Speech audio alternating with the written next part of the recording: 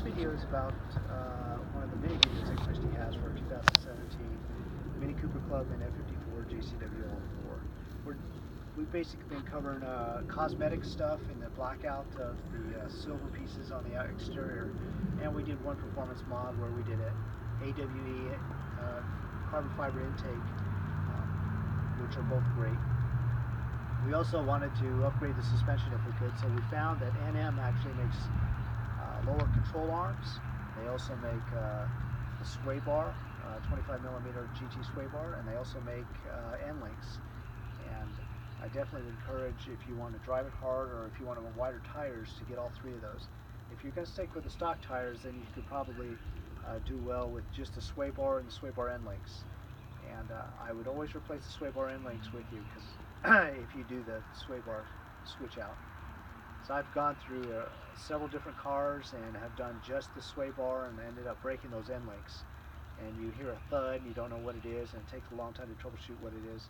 And you finally figure out it's the internals of the sway bar end links that are broken. So just to save yourself the aggravation and that extra thud, just replace those. They make them in like a match set, a paired set, but you have to buy them independently. So if you want to take a look, we've replaced the stock 19mm JCW bar that was in here with a 25mm bar. It's this big blue heavy bar down in here, and just to the left of it, I don't know if you can see it or not, but it's a steel end link, where the new generation, this third generation, the end links are made of plastic, and plastic tends to flex, and it has some reinforced ridges with it. But I'm thinking with the added stress from the sway bar, just like the stock ones, it will end up breaking those, and you'll go through that thud and troubleshooting and doing it yet again. Just save yourself the headache. But we found that this NM bar is just really worth the money to us, because when you drive aggressively and you throw this car around, this car is bigger and longer and wider, and which is great. And this is an all-4, so you actually have more drivability than the smaller ones, because you can control, because it's pushing, pulling, and it's continuously adjusting for you. But you have more weight, and you basically can move that back end around. When you throw it around, the sway bar makes a big difference, as well as the all-4. But it really helps. It keeps the back end real planted.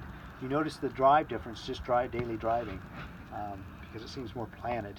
It doesn't have that body roll as much. It's very little body roll, and it's planted. Like I said, it's hard to describe, but you feel it's more firm in the back. So you feel more of the road, basically, in a good way, like for controllability and to kind of gauge how it goes, as in the smaller ones, but on a larger scale with this one. It's definitely worth it. If you're trying to save a few bucks, you can search around for it. The different vendors have different sites. Some have sales on them. The one that we purchased happened, we looked at Way Motorworks, and he had it $50 less than the other ones that we saw around for the same bar.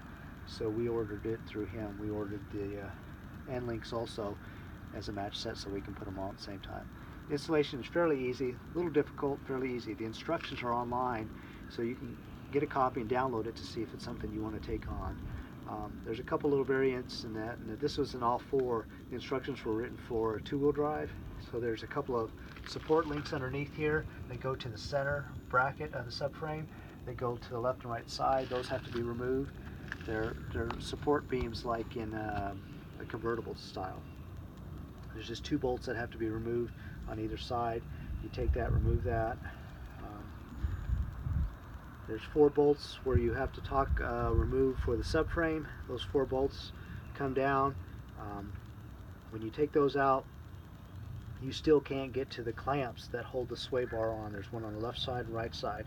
You can't get to the back bolt because the whole subframe's so high up. So you have to use a big pry bar to basically tilt that down. When you tilt that down, what happens is you can finally get to it. But when you tilt it down, it shifts it back. And when you go to get it all switched out and put back together, when you put it up, you'll see that they don't line up.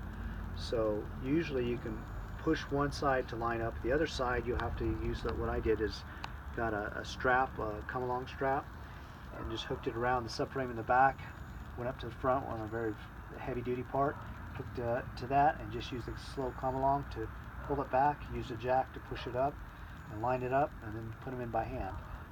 Get them all started, and then you tighten them. The most difficult part is getting the mounts that hold the sway bar on. The back ones, they're the most difficult to get to, because as I said, you have to use sort of a pry bar and work the angle and get it just right. It doesn't just come down so you can get it. You have to kind of work with it. You want to have as small as you can sockets and stuff to fit in there, because you need that space. So it's not too difficult. Like I said, you can go online, download the instructions for that. The sway bar end links are a little different. They're pretty simple. There's not online instructions, but there's some that come with the box that come with it, and they do really well. When you put them on, it's really fairly simple. So you use that come along strap, put them all back in, put it on, and just double check everything, test fit it, and then give it a ride. And you'll find that it rides really different. There's more planet in the back, and has more. It's more stable. But it's definitely worth, if you're into spirited driving, or if you're going to do track or anything like that. Definitely worth the effort and money. The sway bar is a solid one instead of a hollow one. So the 19 millimeter that's on there is hollow, the stock one. So there's a big difference in weight. But I think the trade-off worth the handling of it is definitely worth it. So if you have any questions, just PM Christy. This is you might want to subscribe to Motoring Motivations. Give us a thumbs up, and you'll see videos as we do these upgrades. Thank you.